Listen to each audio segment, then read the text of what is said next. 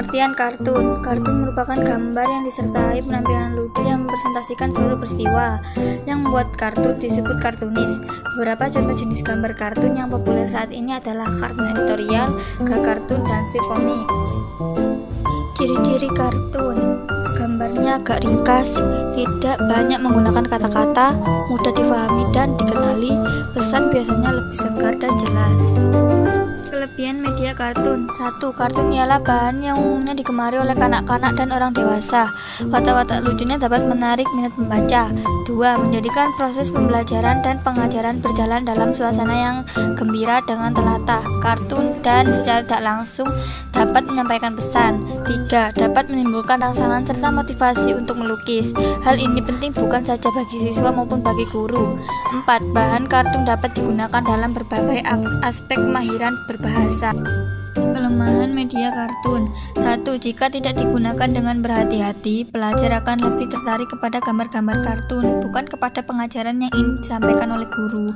2. Guru yang tidak banyak mengetahui tentang teknik-teknik penyampaian pelajaran dengan menggunakan kartun dapat menyebabkan murid cepat merasa bosan.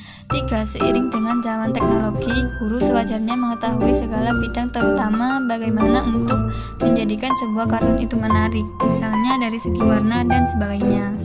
Jenis-jenis kartun. 1. Kartun gag. Kartun gag merupakan gambar kartun yang bertujuan hanya sekedar sebagai gambar lucu tanpa bermaksud membahas suatu permasalahan atau peristiwa aktual. 2. Kartun editorial. Kartun editorial merupakan gambar kartun pada kolom gambar sindiran di surat kabar yang mengomentari berita dan isu yang sedang viral di kalangan masyarakat. Kartun editorial juga sering disebut dengan kartun politik.